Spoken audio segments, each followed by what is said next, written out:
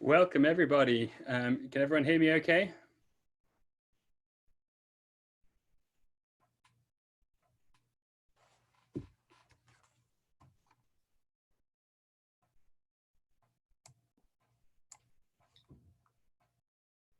Okay. Fantastic. Hello, everybody. Hey, Tim. Hi, Jay. How's it going? What's going on? Where are you? You kind of look like you're in France, buddy. Yeah, I thought it'd be appropriate having the kind of U.S. Franco That's collaboration. lovely. I have the beautiful Clos de Vougeot behind me, one of the unsafest bets in Burgundy. Fantastic. Well, shall we get started? Yes, absolutely. So everyone out there from the Pacific Club, you should have in your cheese box, you should have a little tasting card of all the cheeses. And just thought I'd just very quickly go through those. So you have 4 cow's milk cheeses. We have the Saint Andre, and that is a triple cream cheese. And that is going to be a really fun. Typically you'd have that, with your Chardonnays, but we wanted to throw a triple cream in there. And then we have the Saint Nectaire. So it's a semi-soft washed rind cheese from the Auvergne. And then we have a classic with 2 Oregon references. We have the Tillamook cheddar with their kind of 110-year-old recipe with only 4 ingredients, just the milk, salt, and enzymes, and an annatto for the color. And finally, we have the Rogue Creamery Oregon Zola, so created in the 1990s, and it's kind of in the spirit of a Gorgonzola. But I hope you enjoy those. I'll pass over to Jay. So thanks for making the time to join us this afternoon. Tim and I had the great pleasure of meeting last year, and Tim actually came up and worked harvest at Nicolas-Jay, which was absolutely fantastic. And I'm here to tell you that he is welcome back anytime. One of the great people that we've had that have joined us up there. And it's quite an honor to be part of this group and talking to you this afternoon. We're going to talk about a bunch of stuff, but I'll start out talking about my partner's winery. It's Nicolas-Jay is for myself, Jay, and Nicolas Mayo, Jean-Nicolas Mayo from Mayo Camazet. And Jean-Nicolas and I are not a shotgun marriage. You would think with a guy of that sort of marquee, and trying to find him as a partner would not be an easy thing to do. But for me, it happened actually quite naturally. He went to school with my sister. This is true. He went to my school with my sister at Penn. He got his master's degree there. And that is where he and I met. I was in the music business. Tim and I share that passion for music. I started as a classical guitar player and did all that, and then went to UCLA and ran the concert program and got to book the first Talking Heads show in LA and one of the first Police shows in LA, and Bob Marley, and a lot of incredible music. And I met the manager of the Police, got to know him, Miles Copeland, and we started a record label called IRS Records, that little guy in the back over there, that little CD compilation that we did. And I ended up signing a bunch of bands, and we had a fantastic run. But all through that time, I was very much of a wine guy. I got introduced to wine in the early 80s. My roommate worked for a distributor. I went on a boondoggle with him up to Mondavi and actually met Robert Mondavi in like 1981. And he cooked this meal, and I'm thinking, wow, this food and wine thing is just crazy. I love to cook. And then several years later, I was in Philadelphia with one of our bands, I think REM or somebody, maybe it might've been Concrete Blonde, and went over to my sister's house for dinner, and who's the French guy? And it turned out to be Jean-Nicolas. And so that began a long friendship. And he then left Penn and went back to take over the family estate, Mayo Camazet, which I believe we have a slide. I could be wrong, but I think we do.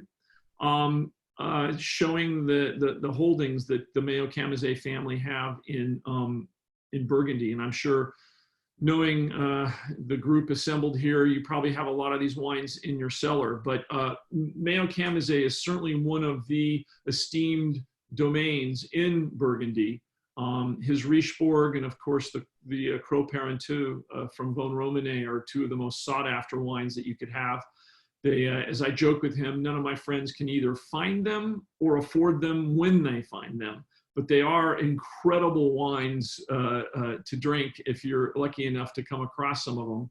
And Jean-Nicolas has been the winemaker there since 1989 when he went back, and he tutored under Henri Jaillet for a couple of years there in 89 and 90. And I'm sure many of you know the name Henri Jaillet. Those are legendary wines. Became unfortunately more legendary for when Rudy, whatever his name was here in LA, counterfeited a bunch of them that were sold for like $20,000 a bottle.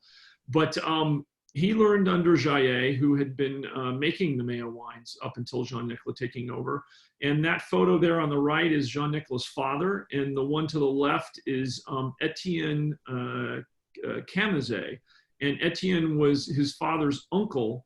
And Etienne, at one point, he was not only sort of the senator of that region from a political standpoint, but he also owned the entire of Clos Vougeot, the entirety of Clos Vougeot. He owned the castle there in the middle and all of the vineyards. Jean-Nicolas and I joke oftentimes about how life would be different if he continued to own the entirety of Clos Vougeot, which he does not. Although he does, Nicolas-Jay does have the very best sections and best blocks of Clos Vougeot. But Etienne sold off most of, actually probably 80% of Clos Vougeot after the turn of the century. Those Burgundy vineyards and wines were not nearly as marketable and as hot as they are now. But he kept some of the best and also had, as I said earlier, some of the best holdings in all of Burgundy.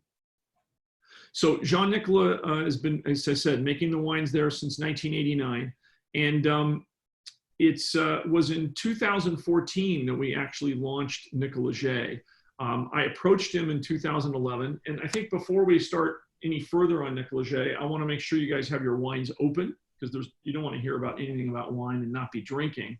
But you have the 2015 Willamette Valley, and you've got the 2017. And please, by all means, start drinking them and doing your evaluations and thoughts and so forth, and we can interact about that. There's a question and answer box there at the bottom of your screen. You could click on there and feel free to dump in there any questions or thoughts or evaluations you have of the wine. The 2015, I double decanted. I find that vintage and that wine in particular benefits from more airtime and that oxygen of coming out of the bottle and then putting it through a funnel right back in to the bottle. I think it really opens it up. The 2017, that is not necessary. That wine comes right out of the chute, tasting glorious and open and young and fresh, and it's the only vintage that we've made that sort of came out of the chute as approachable and sort of luscious as it is. But please dig in and start drinking. So the Nicolas-Jay story is I approached Jean-Nicolas in about 2012. A good friend of mine who I had worked with in the music business, David Millman, is the general manager up at Domaine Drouhin in Oregon. I had been up there several times. I have a great relationship with Veronique Drouhin, of course, the head woman there at Domaine Drouhin. And she and I had known each other since the 90s. And I was up there visiting, and it was actually Veronique who suggested to me that you and Jean-Nicolas should start a winery in Oregon, and you guys could make fantastic wine. You would be welcome in the community, and you would both bring so much to the process and so much to the community in addition to making some great wine.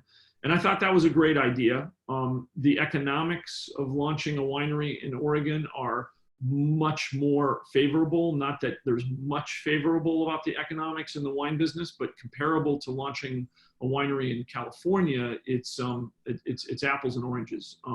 You can actually buy vineyards, and everything about it in Oregon is much more reasonable. So that was attractive to me. But the most important thing that was attractive to me was the grapes and the wines that were starting to come out of Oregon, about the climate, which was much cooler, than California, and the terroir, the Jory soil, the volcanic soil, and the ancient marine sedimentary soil that makes up the two primary soil types that exist in Oregon. And so with, like any good friend, Jean-Nicolas, when I approached him, we got together, I said, like, I got this idea, we should do this, blah, blah, blah. And he said, maybe. And the reason why he said maybe was he said, look, I make one of the best wines in Burgundy. It's a wine that I have a very high reputation I have to uphold. And I can't just make a mediocre wine in Oregon. We have to make sure that we can access the very best fruit, and that we're making a wine that we both believe at least is going to be in the conversation of one of the best wines in Oregon. I mean, maybe it will, maybe it won't, who knows? But we have to believe that we have access to the vineyards and the grapes and the ability to make a wine that is in the top tier. So that began a 2-year adventure, and in most of 12 and 13, he made over a dozen trips to Oregon, and we tasted fruit from over 200 different vineyards in Oregon. The vintners up there and the winemakers were thrilled to meet Jean-Nicolas, so getting access to people's cellars and being able to taste the wine in their barrels from the various different vineyards wasn't a problem. It was actually a joy. And we met some great people and tasted some really terrific wines and really got to know the region. I think we have a slide of, what is the next slide?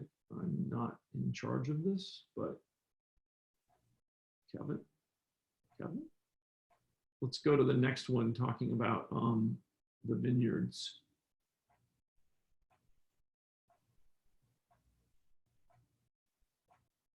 Well, actually, we can do that. So there you see on there a map which has the various different AVAs that make up Oregon. And I don't know how many of you have been up to Oregon to visit, but there are, the region has been divided into AVAs, much like, and certainly ripped off, and it's a great idea to rip it off from the French Burgundy Appellation Control A. And we have vineyards that are from 4 of the different AVAs. We have the Bishop Creek Vineyard there at the top, which is a marine sedimentary vineyard. That's our estate vineyard in Yamhill, Carlton. Those vineyards were planted in 1987, 1988. We have the Nisa Vineyard, which is in Dundee Hills. That was planted in 1990. The Knights Gambit Vineyard was planted in the mid-90s in Dundee Hills. La Colina in the mid-90s in the Dundee Hills. The Highland Vineyard down to the bottom there on the left in the McMinnville AVA, which was planted in 1976, actually one of the earliest vineyards in Oregon. That's a quarried clone, which is really a suitcase clone, as they say, and it's really not sure exactly where that came from. Supposedly in a suitcase from a vineyard in Burgundy, but of course that can't really be completely verified. The Momtazi Vineyard, a biodynamically farmed vineyard there in McMinnville. The Hopewell Vineyard in Eola Amity, which was the youngest of our vineyards that was planted only about 12 years ago, which is unusual for our portfolio. And then Temperance Hill down there at the bottom in Eola Amity, which our particular block was planted in the early 90s. So we're very, very fortunate to have vineyards that have incredible age and have a lot of diversity of clones and diversity of the microclimates that exist in the area. But those 8 vineyards are really the vineyards that convinced Jean-Nicolas that this was a place that we wanted to be making wine, and a place where he could make world-class wine. And it was in 2014 that we started out with our first vintage. And both of the wines that you have in front of you are a blend of those 8 vineyards. So I guess the way to think about it is we went through the process of sort of selecting what the first growth vineyards were, at least in Jean-Nicolas, in my opinion, up in Oregon, and then brought Jean-Nicolas winemaking to those vineyards and have created this blend for you called the Willamette Valley Blend, which is really our flagship wine. That is the wine that we make the most of, and it's the wine that that we really value the most. And we've had great press, great feedback. We pretty much this is a cuvee that we've made every year. And I mean, pretty much everything that we do goes into making this Willamette Valley to be great every year. So, Hey, sorry to get geeky here, but I thought we could have a little bit of fun here and maybe play a game on the soil types with the membership. So anyone who wants to, we'll name the 3 soil types. So we got Willackenzie, Jury, and Nekia. And would anyone like to kind of hazard a guess at which goes where within the 3 pictures of the soil types? So you knew I had to bring it into kind of geology and kind of extreme detail. So far, we have a very quiet group. We have no questions. I don't know. Is there a chat on this? There is. I'm just looking at it now. Mr. Highland, he just replied in. Okay, so who thinks the... Way over my head, Tim. I love that. We got a sense of humor out there. It's great. So juries usually, we can give you a clue. So one of them is the volcanic soil, which is typically going to be a little bit darker in color. So actually the slide's gone now, so I think it makes it a little trickier to reference. You put the slide back up. There we go. There we go.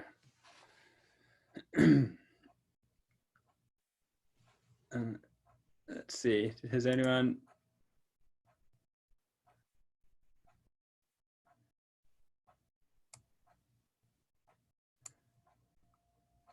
Okay, well, let's draw a line under that. But Jay, do you want to run through, or should I? So we've got the Willackenzie up at the Yamhill Carlton. We've got the Jury here, the volcanic soil. So 2 sedimentary soils, your Willackenzie and your Nekia down at the Aola Amity. And then you got your Jury up here by Dundee Hills. Right. I think that's one of the reasons, why you get this amazing, complexity in this wine, because you see a lot of people doing single vineyard expressions in Oregon, which I think are great. But it's like when you look at Krug Grand Cuvée, they say that the Clos de Menil and the Clos d'Ambonnet are the easiest wines for them to make. It's just the expression of one vineyard, but they really pour their heart out each year into the Grand Cuvée, all the reserve wines, and it's, multiple vineyard sites, and it's a real labor of love. And I'd like to draw that comparison here. And you even have the down south Yeola Amity Hills, you got the Van Duzer corridor, so you've got all that oceanic influence coming in there, kind of typically a much cooler growing region, and you just get this really nice balance of kind of crunchier fruit down south. I'm kind of making a bit of overgeneralization here, but I'm taking a bit of poetic license. But yeah, it's really, the art is in the blending. But yeah, I'll hand you back to. I think that, Tim, that's what you're making a really good point. But see, that's what I think what excited Jean-Nicolas about coming to Oregon was just that, because as he said in one of his presentations, and I've said it ever since, he said, in Burgundy, I get to paint with only one color at a time. And it's like, yeah, okay, Jean-Nicolas, it's only one color, but they're awfully wonderful colors. I mean, Richebourg and Clos Vougeot and so forth. There's no blending involved. You are, in fact, only painting with one color. But he says that in Oregon, I get to paint with 8 colors. And what that does is give me a lot more flexibility depending on the vintage, depending on what I'm tasting each year. And I can actually create a blend that is sort of the penultimate expression of the Willamette Valley for that vintage. And of course, when you're doing a single vineyard, you can't do that. I mean, once you've picked those grapes, once they're in the barrel, once those are fermented, you're going to have the expression of that place. But there's no, if you felt that it was a little hollow in the middle and that you needed a little bit more whatever, there's not like you can add another element in there. And with the Willamette Valley, Jean-Nicolas gets to really paint each year with these various different vineyards and create something. And I think that your analogy to Krug is exactly right. I mean, it's obviously love the analogy in terms of quality. People say to me, you say, well, I mean, it's a blend, you know, it's not, you know, your top wine shouldn't be a blend. And it's like, well, when someone shows up to a party with Vega Sicilia, or someone shows up to a party with Krug, you don't say, oh no, I wish you hadn't brought that bottle, right? I mean, you're perfectly happy. And those are blends. Those are really kind of the same mentality and the same spirit going into those bottlings. But what do people think of the 15? I mean, it's interesting. You could not be, in my opinion, these would be the two best vintages to taste side by side, because you have very different vintages. You have the 2015 is a very hot vintage. It was a vintage that had a lot of heat spikes. We picked it very early. We picked the 2015, we picked on September 3rd. The 2017 was a much longer growing. It was mild, I would say, throughout the summer. The first, what you could call normal vintage that we had, because both 14, 15, and 16, or all three, were actually quite warm in the scheme of things as compared to other Oregon vintages. 17 was mild and more normal and had a bit of a heat spike in early September, but then it cooled right down. We even had just a little bit of rain, which I think the grapes really liked, and Jean-Nicolas was really happy to have that little bit of rain. And we were able to pick kind of at the perfect time for each vineyard, because there was no rush, there wasn't a lot of heat, we had all the time. If we wanted to wait a day, we could. Where in 15, when it's 94 degrees out, I mean, I literally felt when I was doing samples, like from when you were walking from the bottom of the vineyard to the top of the vineyard, it felt like they got more ripe just in that hour that I was out there doing the samples. So there was a lot more pressure to pick and to get things going in 15. But I'd be really curious to see what you guys think of the different wines. To me, the 17 is, as I had mentioned at the top of the webinar, really approachable and really just great to drink right now, and sort of like a full of energy and freshness. And the 15 has always been, but I think is the most Burgundian styled wine that we've made, in the sense of much lower alcohol. It's 13% alcohol and has that it's like reserved but complex. It has that intensity, I think, that is really lovely. But let's see, what are people saying here? They want us to break of the 15. And yeah, Jay and I were discussing this before we went live. And, you know, both being musicians, we often, you know, draw parallels to music and talk about wine in, you know, highs, mids, and lows. And, you know, I feel like the 15 there's a lot more kind of middle and bass. You know, the fruit profile is a lot darker and smokier. So I think, you know, Jay's parallel with Burgundy, and it's kind of shed all its baby fat. Like, if you taste the 17, it's, you know, it still has that primary fruit. There's kind of more of a red fruit profile, crunchier.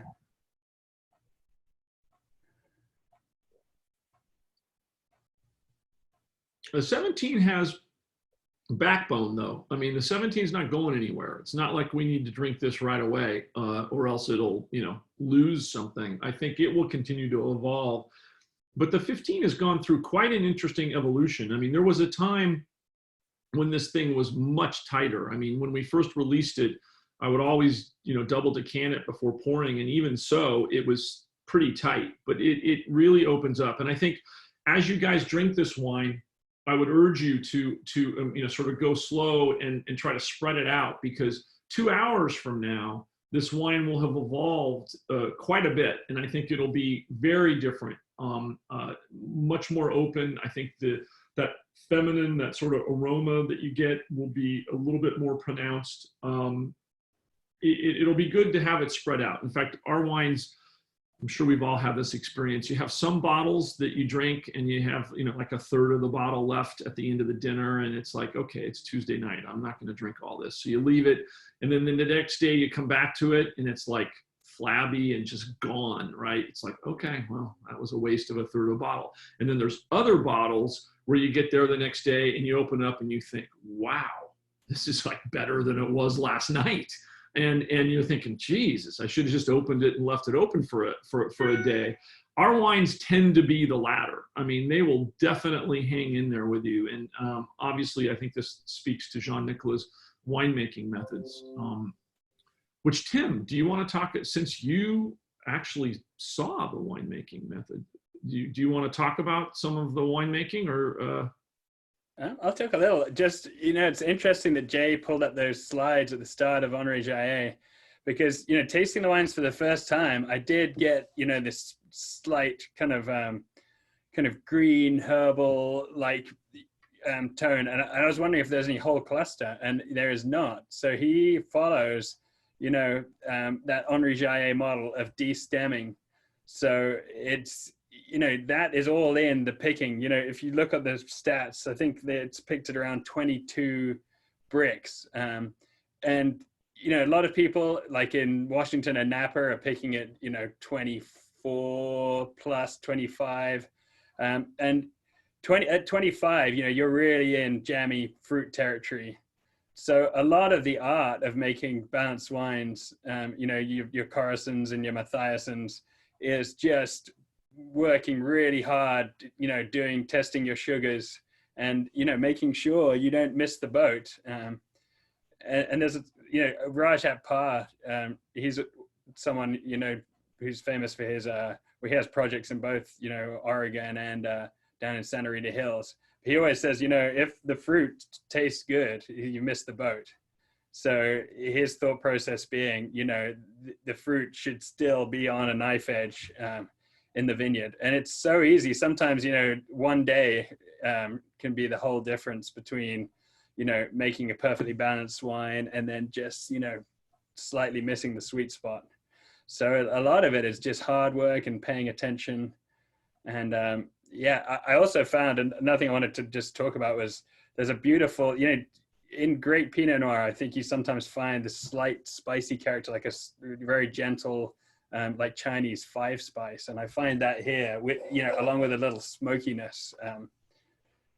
But it's just really, really compelling wine. I think you're absolutely right, Tim, about the criticalness of the pick date, and Raj is as well correct in that. It's and Grant, I've only been making wine now since 2014 with Jean-Nicolas and Tracy, but since that time, and one of my primary roles is being in the vineyard for each pick and working with each of our farmers. And Tracy and I, our associate winemaker, and Jean-Nicolas and I put a lot of time into making those, and a lot of stress actually, into making those pick decisions. We tend to always be very early to pick. We share vineyards. I mean, we have the Bishop Creek vineyard I mentioned, which is our own vineyard, and we have most all of that vineyard goes only into our wines. We do sell a little bit to Erath. They make a single vineyard from Bishop Creek. But the other 7 vineyards where we control the farming, we control how it's farmed, but we have many other neighbors, so to speak, who also have different blocks within those 7 vineyards. And we are usually anywhere from a few days to as long as 2 weeks ahead of virtually everybody else that is buying fruit from those vineyards. And I think that goes to what you're talking about, Tim, in the sense that by the time the fruit tastes ripe, when you're tasting the sample as you're picking it, you have missed the boat, as I guess Raj said, in terms of that. You definitely want to get in there ahead of it. And for the style of winemaking that Jean-Nicolas is aiming for, and we're aiming for, you definitely want that balance. You want that tension between the acidity and the freshness along with the fruit. And I think one of my pet peeves, I mean, with some Pinot Noirs, is they're simply too ripe. They have been left on the vine longer in order to get that fruit bomb sort of deal, and a lot of people like it, and I'm not condemning it. It's just not the style of wine that I personally enjoy, or that we really shoot for. And so consequently, you're going to find, this wine, the 15 is 13.0 alcohol and the 17 is 13.5. And I think if you look at any other Pinot Noirs that you're drinking from California or Oregon, frankly, you'd be hard pressed to find many that are at those alcohol levels, which is I think has a lot to do with when we pick. The photo that you're looking at is of Bishop Creek. And that photo in the center there is worth noting. That is a 1987 vine in block 3. And the vineyard's been farmed organically since it was planted. And we have continued that tradition of organic farming. And that vine is on its own roots. What does on its own roots mean? What it means is it's not grafted. The downside of not being grafted is that it's susceptible to phylloxera. There was a period in Oregon where a lot of young and new vintners planted vineyards on their own roots. They mistakenly made the assumption that phylloxera was way down in California and that it wouldn't come up to Oregon. And unfortunately, that's not what happened. It came up to Oregon. And at one point, there was over 1,500 acres of planted vineyards that were on their own roots of ungrafted vines. And now there's less than 100 acres. And we're fortunate to have 9 of those acres there at Bishop Creek. It's dry farmed, which all of our vineyards are dry farmed. There's no irrigation at any of the vineyards that we get fruit from. And in terms of, what else can I tell you about Bishop Creek? Well, that's, okay, there you go. So there's a photo of the Nisa vineyard. Now, Nisa as well is on its own roots. So that's the second of our 8 vineyards that is on its own roots. That was planted in 1990. Unfortunately, that vineyard does have phylloxera. And part of the section that we farm, that we get the fruit from, was pulled out this year because of phylloxera. And I honestly don't know how many more years we will have those old vines in Nisa because of the phylloxera. And then the Highland vineyard at the bottom left is the third of our vineyards that is on its own roots. So we actually have 3 vineyards, and those 3 vineyards make up more than 50%, actually very close to 60% of the wine that's in your glass. So quite unusual to have that much fruit in a wine that is from own-rooted rootstock, and also that kind of age. Mumtazi there on the right is a biodynamically farmed vineyard, and they had the memo at that point. They planted on a rootstock, so they didn't take the crazy risk of phylloxera. And that's absolutely beautiful vineyard, Mumtazi. Jay, we have a question here from Mr. Curry, and he's asking, are the blends different in the 15 and the 7 in terms of proportions from the different vineyard sites? And he puts here the color looks different as well as the taste. The answer is yes, but not by much. The blend, I mean, I wish I could tell you, I should know this off the top of my head. I know that in the 17, there is more of the Highland. I also know in the 17 that there's a little bit less of the Bishop Creek. Knight's Gambit, we had some of the old vine. There was also some own-rooted in Knight's Gambit as well, which we had in 17. That's not in the 15. So that is a difference. But if you wanted to look at the total percentage of difference, I would say it's less than 10%. Meaning, if you add it all up, there's less than 10% of the blend is variable. 90% of the blend is the same. The winemaking is the same, for sure. And that's kind of what's interesting about drinking the Willamette Valley every year, is you have the same winemaking, you have the same vineyards, pardon me, but you have different vintages. And those vintages are it's an interesting way to really taste the difference in the vintages by drinking this wine sort of year after year after year. And there are differences. we had the 14 and the 16 out, you would again taste differences. 14 is probably a little closer to 17, I would say, than 15. And the 16 vintage is kind of right in between the two, right in between 15. I mean, it's on the calendar, it's right in between the 15 and the 17, but also stylistically, it's right in between. It doesn't have quite the fruit that 17 does, but it also has a little bit more of that that subtleness, that depth that the 15 has. What else do we have in terms of questions here? Yeah, I have a question as well, Jay. In terms of the color and the comment Mr. Curry made, you can sometimes get color differentials from different toast levels of the barrels. And I know there's not too much new oak here, but do you keep the toast levels the same from vintage to vintage? So that is a subtle difference as well. So the new oak is 30%, and that has been consistent since the 14 vintage. So the oak treatment overall is the same. The difference between the two is each year, Jean-Nicolas will have a different, well, let me start again. We buy most all the barrels, 90 some odd % of the barrels come from Francois Frère in Burgundy. And those are the barrels that he uses for Meaux-Camazet. And he basically just adds to his Meaux-Camazet order to add in the barrels that we have for Oregon, and those are shipped direct to us versus the ones that go to him in France. And when we started in 14, he had ideas of the toast, and these are all toasts that he uses at Meaux-Camazet. So he's really familiar with the grain and the toast and sort of the impact, at least that it has on Burgundy. But he'll be the first to tell you, I have no idea the impact they're going to have on the wines in Oregon because we hadn't worked with those fruits from those vineyards. So he made selections initially, and for the most part, we've been pretty happy.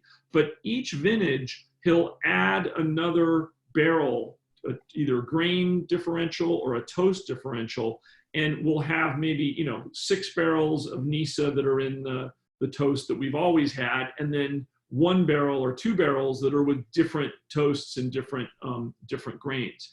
And then as that vintage, as they ferment and as they're in the barrel, as they age, we will then, Tracy, Jean-Nicolas, and I do a tasting. We're doing a kind of a barrel tasting, and we kind of decided which, well, you know what, geez, that very tight grain actually works better with Momtazi than the one that we've been using.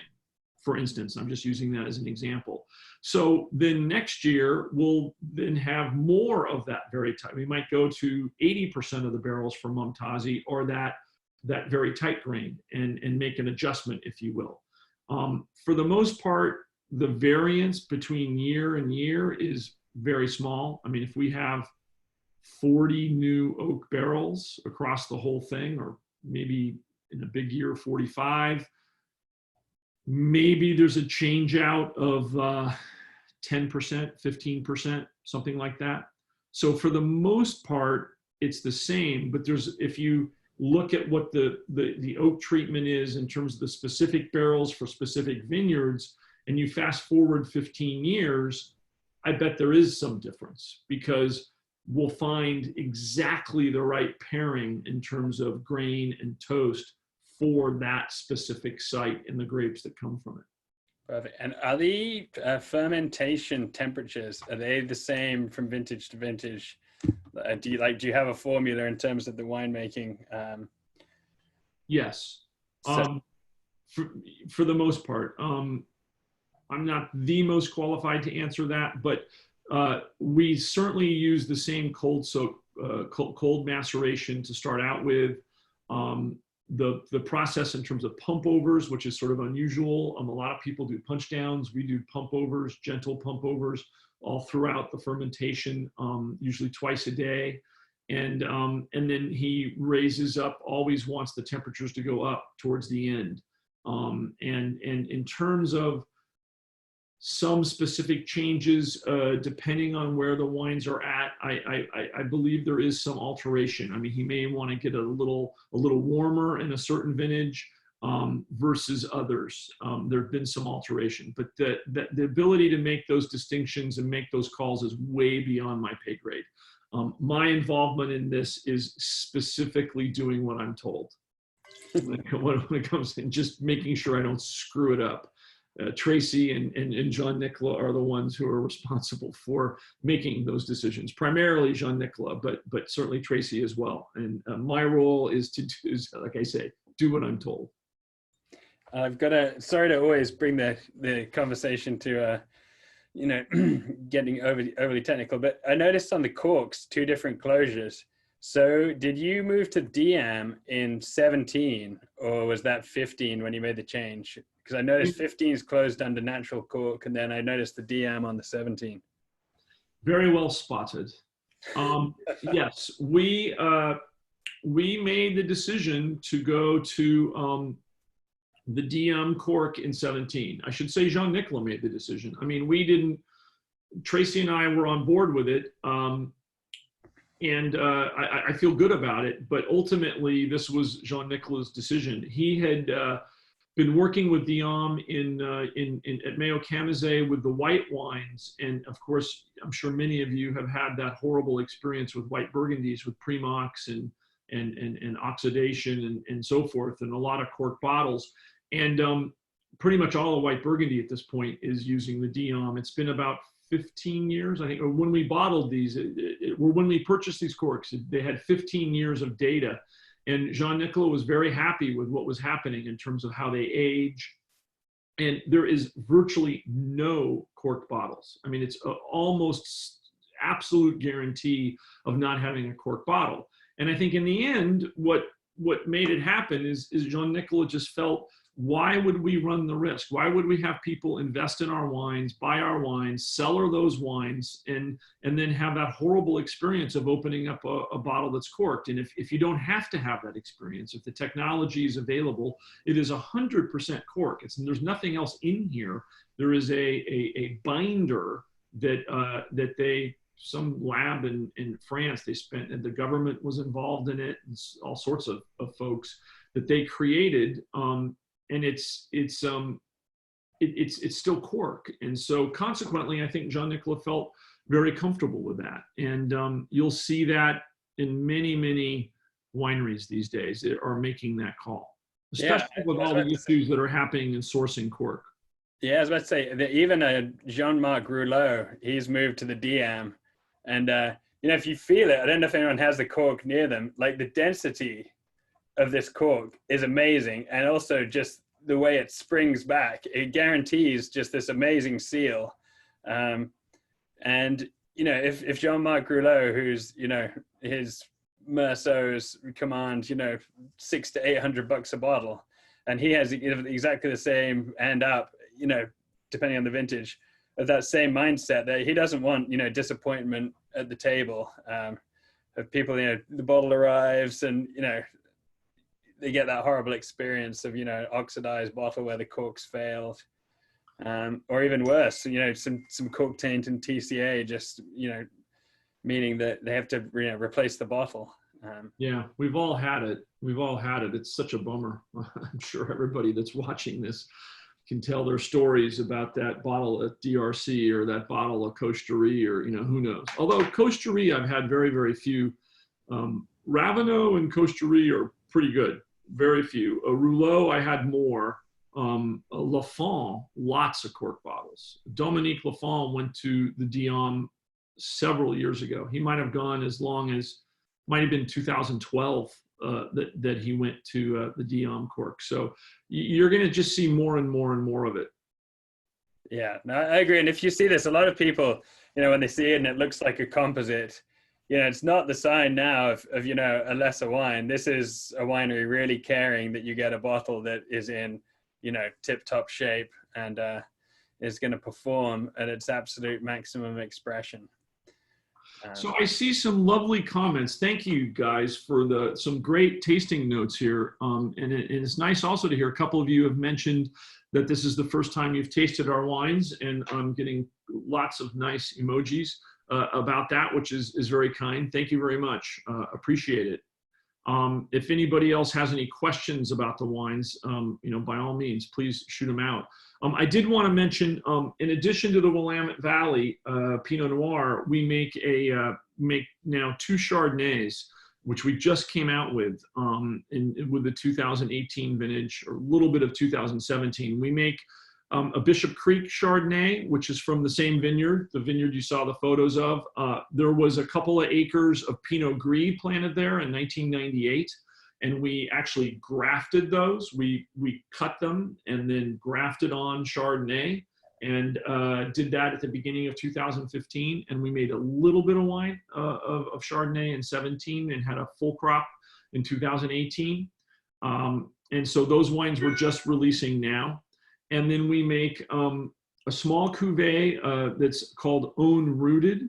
And going back to my discussion of the different vineyards we have that are on their own roots, we do one blend. We make, I think, about 200 cases, or maybe a little less, 120 cases of a blend that's just the Nisa vineyard, the Highland vineyard, and the Bishop Creek together, blended together as an Own Rooted wine, which is really fantastic. 2017 was the first vintage that we did that blend. And then we usually make 100 or so cases of 3 single vineyards: Momtazi, Nisa, and Bishop Creek, of course, our estate vineyard. Those are really just to site specific, and for all the reasons to get sort of, people like to see where some of the wines come from and have that sort of purity of one site. But at the end of the day, the Willamette Valley is our flagship wine. It's the wine we make the most of. We make usually a couple thousand cases of it.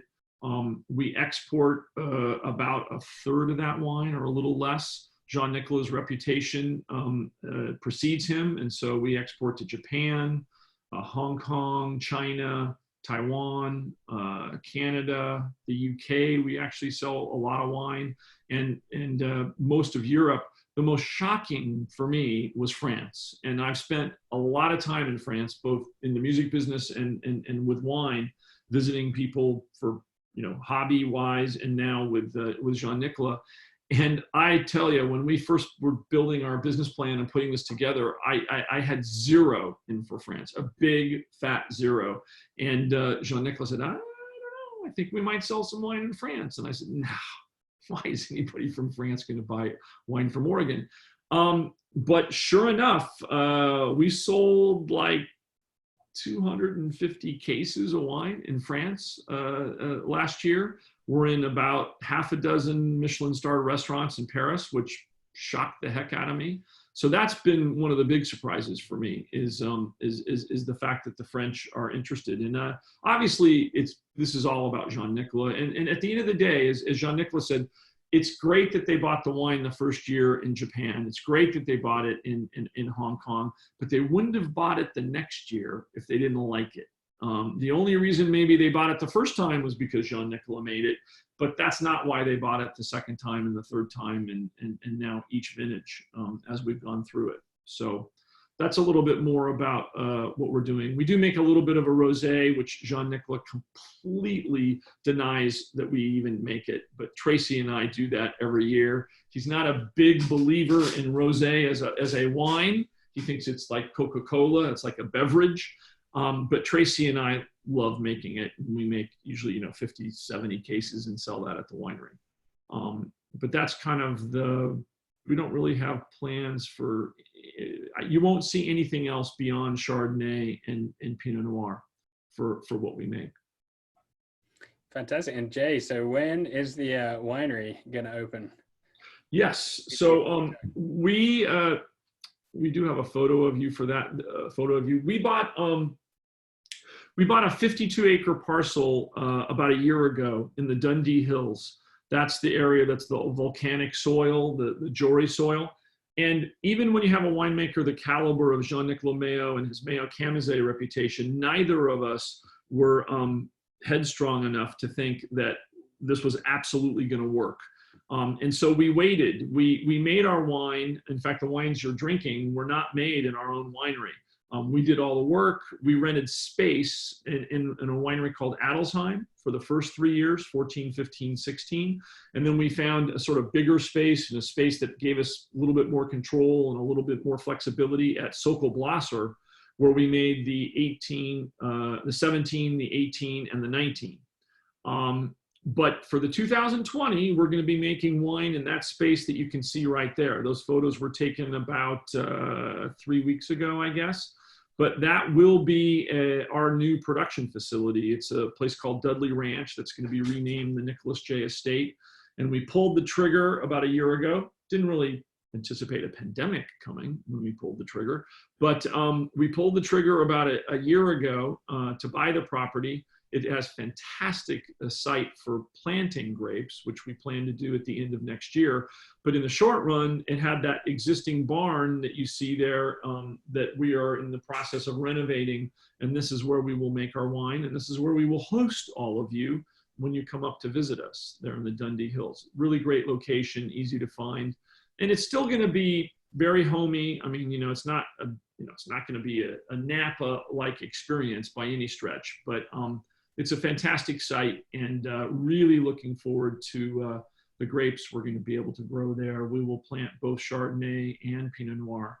And Jean-Nicolas is actually working on something that's quite exciting for this site. The first plantings that we do will be from existing clones that are available here in America and have been through all the vetting, and clones that frankly are used for the wines that you're drinking. But he is working on some cuttings and some things from his vineyards in France.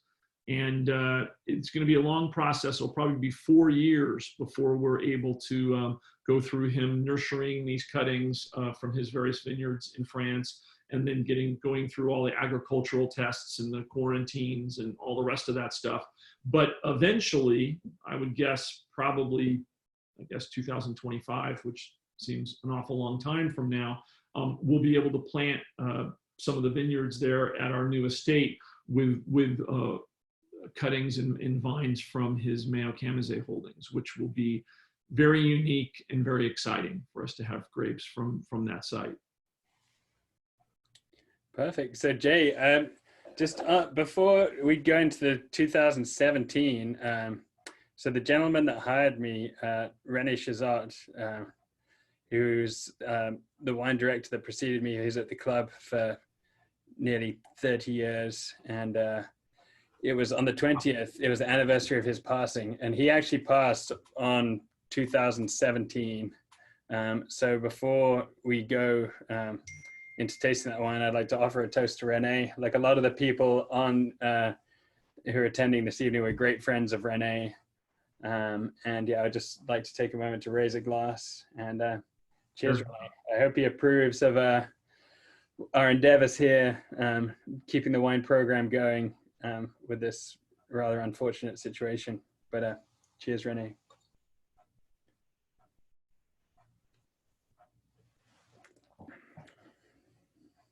Well, I'm sure his standards were high, Tim, and he hired you, so he had taste.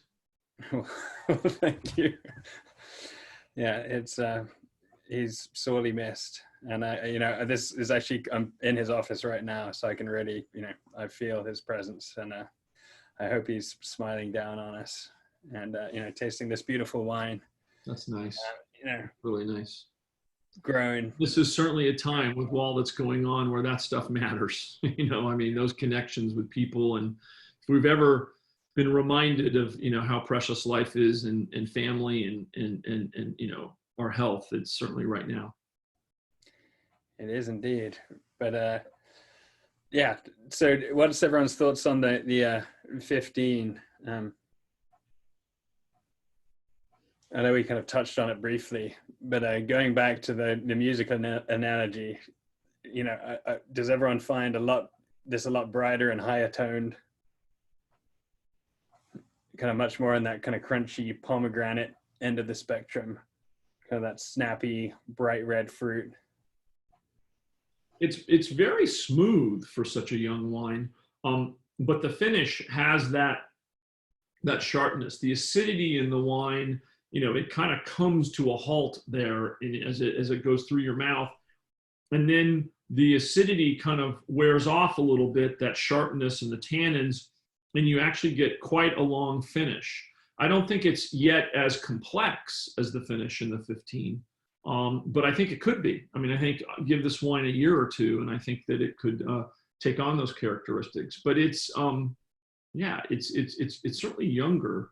It's just not as, what's the right way to say this? It's not as dumb as some of our wines have been at this same age.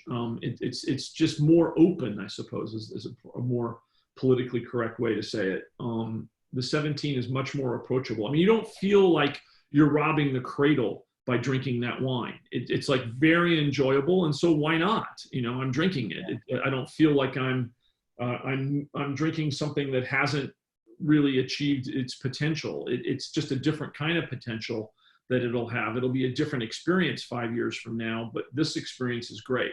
Sometimes, you know, you drink a wine early and you feel like, I mean, it was good, but if I'd given that thing a couple more years, it would have really been a lot better. And I don't think that's the case here with the 17. I think it's a great experience to drink it now.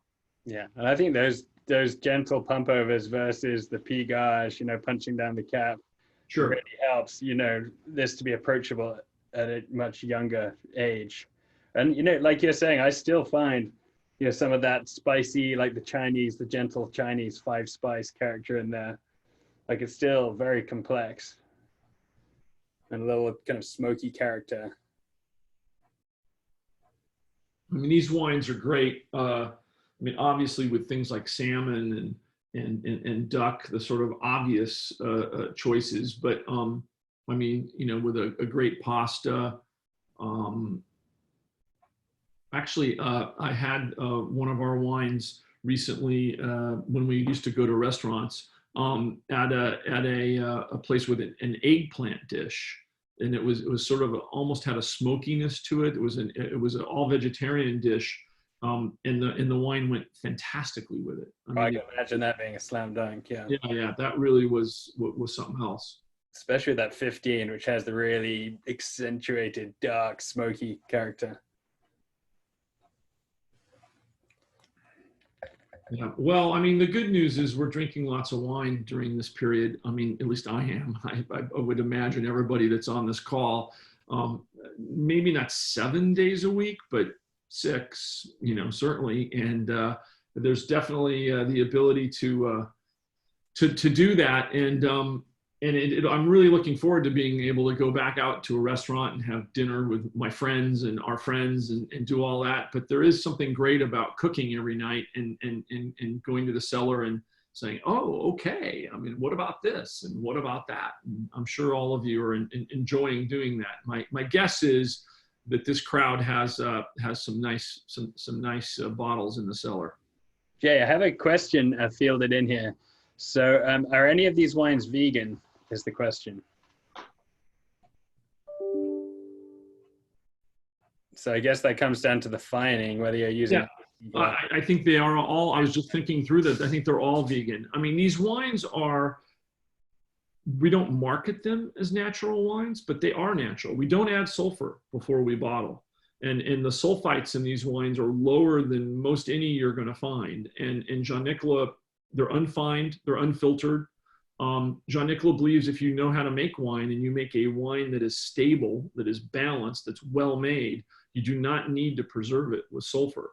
Now that doesn't mean that, you know, you don't want to heat these wines up to 80 degrees and then down to 50 and then up to 80, because I mean, I think they may, you know, there's, you know, maybe the Meiomi would last through that, but this won't.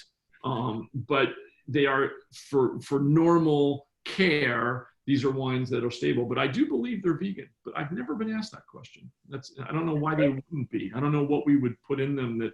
It's the fining. It's if you use the fish bladders, the isinglass in the fining. So if you're using bentonite for the fining, then it's vegan. If you're using isinglass, then it's, or milk, or like the egg. We use none of the above. What's the other one? The egg, yeah, the egg whites. Yeah, egg whites. Egg whites is the sort of traditional old school fining thing, but we don't do that either. Yeah, egg whites and isinglass are the ones when it's not vegan, and then the bentonite right is the vegan. Right. Great question.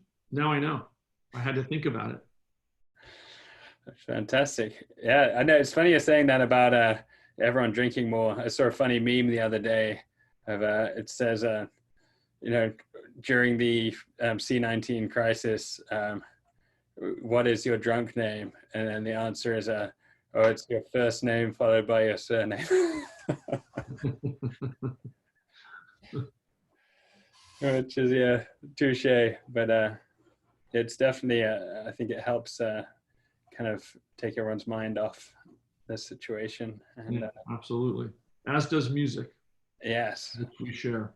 yeah, music is, if you actually look, a lot of the music retailers, a lot of instruments and guitar effects and everything have gone out of stock. Exactly. Because especially at the start of the crisis, when everyone wasn't so kind of financially impacted, everyone went on a tear. And you know, with everything slowing down in Asia, there hasn't been all these shipments of electronics. You know, they haven't been able to kind of get through or keep up. So it's crazy. You look, it's almost like you can't get anything. And it's like trying to get a webcam now. That's like it was a couple of weeks ago. You know, trying to get you know, hygiene related products.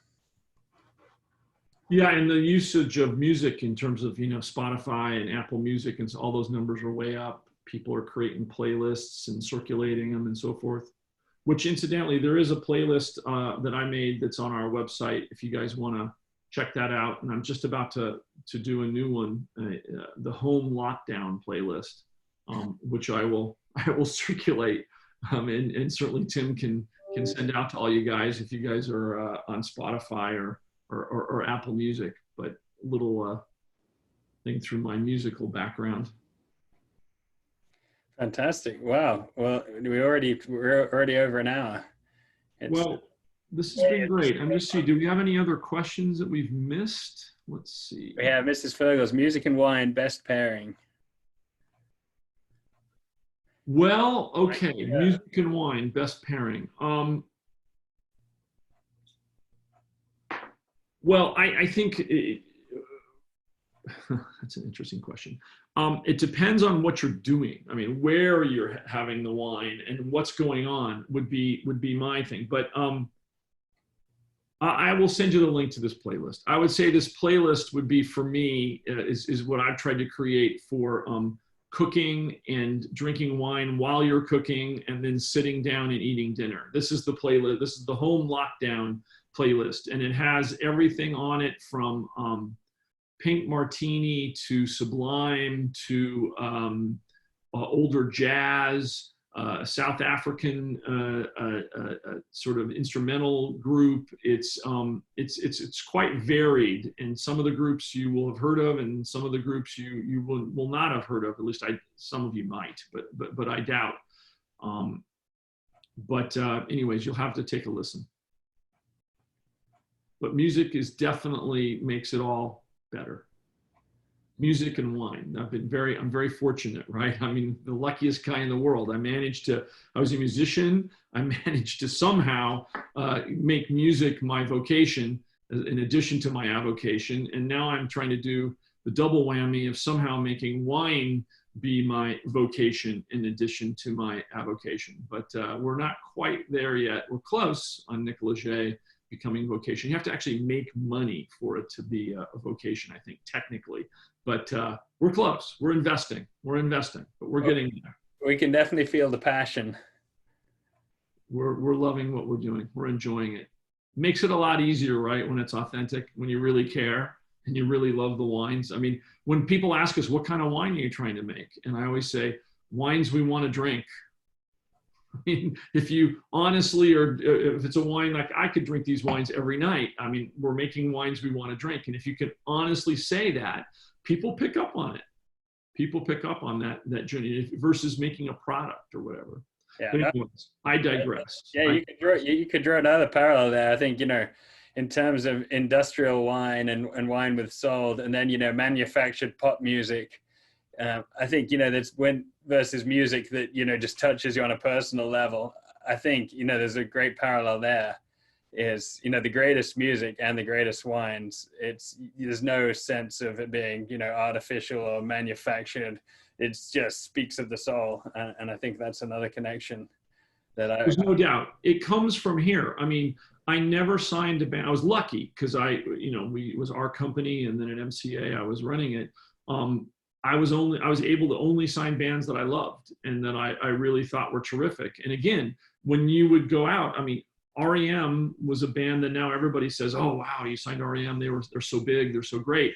Let me tell you, at the beginning, it was not so great. I mean, people thought I was crazy, and I would go into radio stations or go into people and say, the guy can't sing and mumbles, you can't understand what he says, the songs all sound the same. I mean, et cetera, et cetera, et cetera. But I really believed in them, and I really thought they were great. And it took us a few years, but we kept building that army of followers. And as you say, Tim, it comes, that band, it comes straight from here. And with us promoting them, it was from our heart, and it really lasted. And here we are 40 years later, and they're still, revered as a really big band. So I think it makes a difference versus, and incidentally, there's nothing wrong with making a product. People create as a business, they see a need, they create something. It's Coca-Cola, it's Mayomi, it's whatever it is, and they manufacture it and they get the cost down, and they are fantastic business people at seeing what that is and creating it and doing it and executing and having profit margins and all the rest of it. What's wrong with that? Nothing, absolutely nothing. But it's not the wine I want to drink. It's not the music I wanted to listen to. I come from a place of, which I know you do, of a place of wanting to have things that are more personal and are things that individuals have created that they really believe in. And that's just a different choice. Yeah, no, wholeheartedly concur. Like, you see a lot of people, moneyed people who decide, that they might want to open a winery up in Napa, and then it's just a formula, hire the best consultant. We're going to use 100% new oak barrels. And, technically the wine, pick at 25 plus bricks, technically the wine is, well made, but, it doesn't, touch me on a personal level. And sometimes, it can feel, a little bit almost like, they're pushing the boat so far that it feels like dessert. And, you got this monstrous wine, and, they're ticking the boxes because they hire the consultant to say, hey, I want to make a 99-point wine or 100-point wine. And they're following a formula versus someone, like yourself, who is, you look at the oak here, it's just a kiss of oak, 33%, and there's very little makeup, and you're just letting, the fruit and the quality of the vineyard sites do the talking. And, I think the results are in the glass for all to see. You can feel the passion and the love that's gone into this project by both yourself and John Nicolas. And we just wanted to thank you so much for taking the time to kind of run us through the wines and your project. And just, we're super excited for the winery to open this year, and just to see the winery go from strength to strength, which I'm sure it will do. I have no doubt, having visited you and tasting the wines and watching them develop, it's been really, really fun. And I'm just super excited to see where the future takes us. Well, thank you, Tim. Thank you for having us. I know we've been talking about doing a dinner in person, and that is still going to have to wait. And we're going to try to get Jean-Nicolas over here to do that. And hopefully we'll all be able to do that sometime in the not too distant future. But thank you to all of you for participating and having some wine and cheese with us on a beautiful, beautiful Friday into the day here. And I look forward to meeting all of you in the future. And when I say to please come up and visit us, it's no joke. It's a heartfelt invite. If any of you feel like working harvest, let us know. It's quite an experience. Come up for 3 or 4 days.